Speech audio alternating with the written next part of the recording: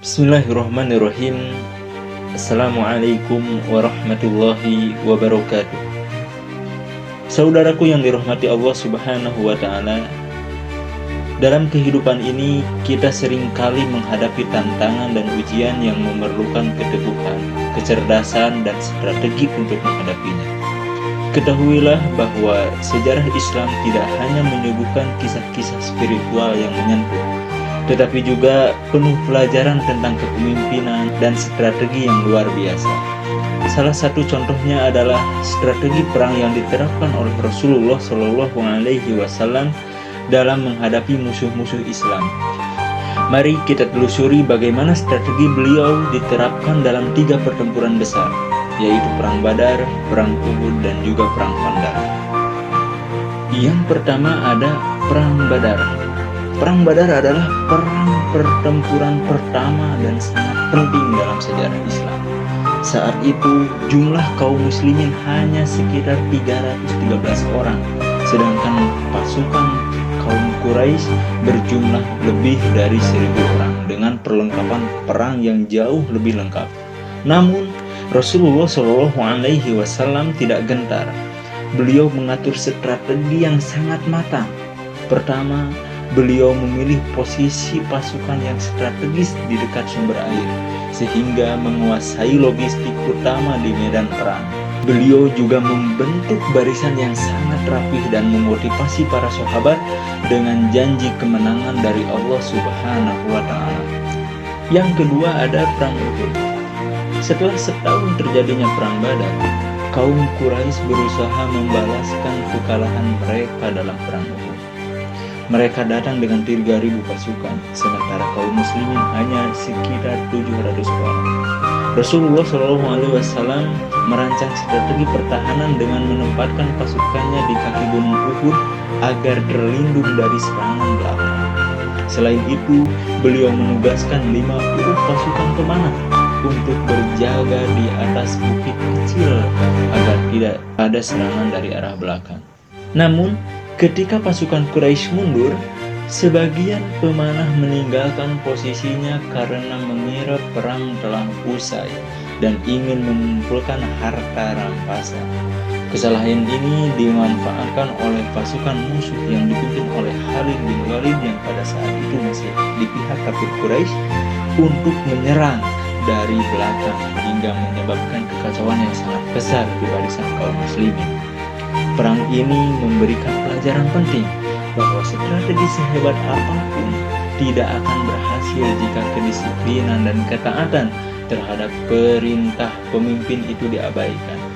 Dalam surah Al-Imran ayat 152, Allah Subhanahu wa Ta'ala berfirman, yang artinya, dan sesungguhnya Allah Subhanahu wa Ta'ala telah menepati janjinya kepadamu ketika kamu membunuh mereka dengan izinnya, sampai ketika kamu lemah dan berselisih dalam urusan perintah Rasul, serta mendurhakai perintah itu sesudah Allah memperlihatkan kepadamu apa yang kamu sukai, yakni kemenangan dan harta rampasan.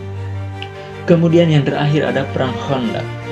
Perang Khandaq atau Perang Ahzab ini terjadi saat pasukan gabungan Quraisy dan sekutu-sekutunya sekitar 10.000 orang berusaha menyerbu kota Madinah. Kaum muslimin hanya berjumlah sekitar 3.000 orang dan tidak sanggup menghadapi serangan terbuka dalam jumlah sebesar itu.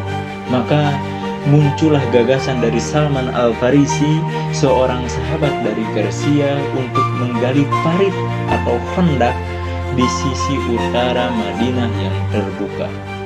Rasulullah SAW menerima usulan tersebut dan langsung memimpin penggalian parit bersama para sahabat. Strategi parit ini sangat asing bagi orang Arab kala itu dan ternyata sangat efektif dalam menghalau serangan musuh. Musuh tidak dapat menembus parit dan akhirnya mereka terjebak dalam kondisi cuaca buruk serta kelelahan. Allah pun menurunkan pertolongannya dengan angin kencang yang memporak-porandakan tenda dan peralatan perang mereka, sebagaimana disebutkan dalam Quran surat Al-Ahzab ayat 9, A'udzu billahi minasyaitonir rajim. Ya ayyuhalladzina amanu dzkuru ni'matallahi 'alaikum id ja'atkum junudun fa arsalna 'alaihim rihan wa junudan lam tarawha. Yang arti, wahai orang-orang yang beriman, ingatlah akan nikmat Allah kepadamu ketika datang kepadamu tentara-tentara, lalu kami kirimkan kepada mereka angin dan tentara yang tidak dapat kamu lihat. Saudaraku sekalian, dari 3 perang besar ini kita dapat mengambil pelajaran yang sangat luar biasa, bahwa Rasulullah SAW adalah pemimpin strategis yang sangat cerdas, penuh kasih sayang, dan selalu berpijak pada keimanan kepada Allah Subhanahu wa Ta'ala. Jadikan strategi Rasulullah SAW sebagai pedoman dalam menyusun setiap langkah hidup kita. Perencanaan yang sangat matang, ketaatan kepada Allah, kerjasama yang sangat kuat, dan kedisiplinan dalam berjuang adalah kunci kemenangan dalam setiap aspek kehidupan. Jangan pernah menyerah. Bila kita menggabungkan iman dan strategi, maka pertolongan Allah pasti akan datang. Assalamualaikum warahmatullahi wabarakatuh.